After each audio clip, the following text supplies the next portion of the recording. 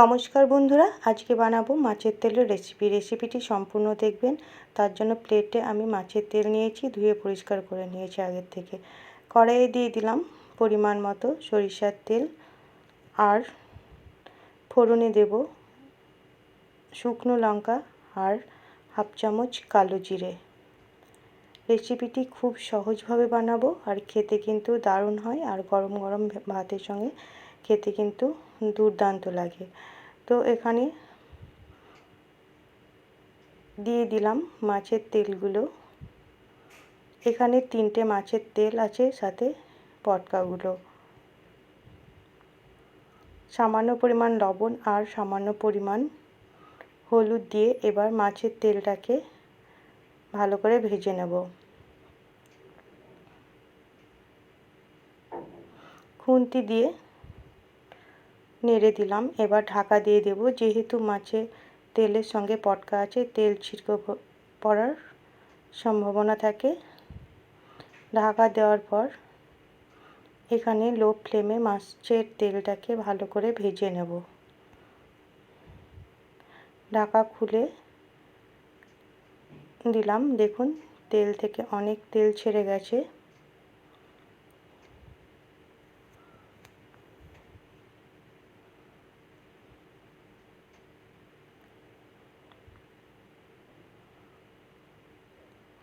এই রেসিপিটি বানানো খুবই সোজা। আর একটু পরিমাণ হলুদ দিয়ে দিলাম।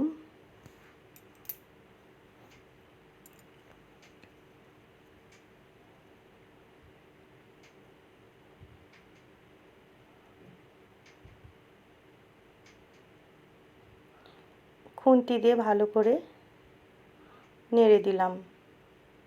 আবারও ঢাকা দিয়ে দেব, আর একটু ভেজে নেব তেলটাকে।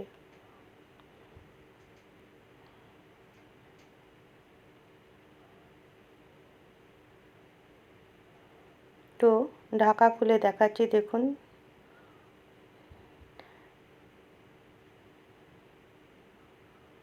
এবার ওই তেলের মধ্যেই ছোট ছোট করে কেটে রাখা আলু, পেঁয়াজ আর কাঁচা লঙ্কা দিয়ে দিলাম। আগের থেকে আলু, পেঁয়াজ, কাঁচা লঙ্কা কেটে ধুয়ে পরিষ্কার করে রেখেছিলাম।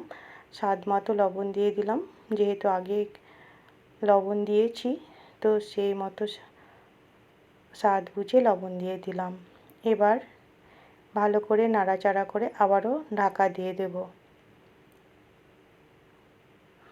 আমি এখানে আগে থেকে আলু, পেঁয়াজ ভেজে নিইনি, যেহেতু মাছের তেলেই অনেক তেল বেরিয়েছে, ওই তেলেই কিন্তু এই রান্নাটা হয়ে যাবে। তো দেখুন ঢাকা দিয়ে আবারও রান্না করে নিলাম কিছুক্ষণ।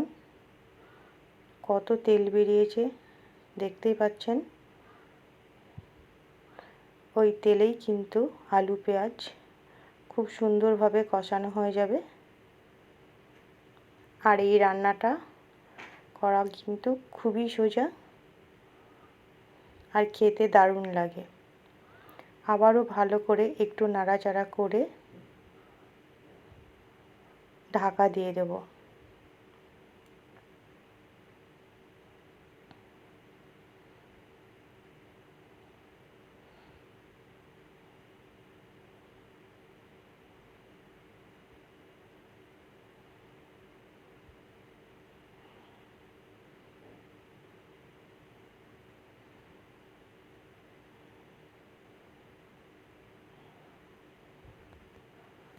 দেখুন ঢাকা খুলে দেখাচ্ছি, খুব সুন্দরভাবে রান্না হয়ে গেছে।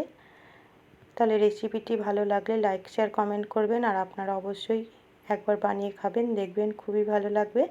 আর আমার চ্যানেলে নতুন বন্ধু হয়ে থাকলে সাবস্ক্রাইব করে পাশে থাকবেন। আলুগুলো কিন্তু খুব সুন্দর সিদ্ধ হয়ে গেছে, এতটাই তেল বেরিয়েছে, দেখুন কড়াই ভর্তি হয়ে গেছে।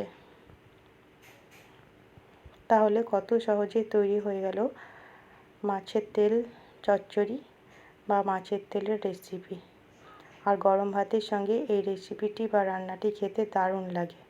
সম্পূর্ণ ভিডিওটি দেখার জন্য অসংখ্য ধন্যবাদ।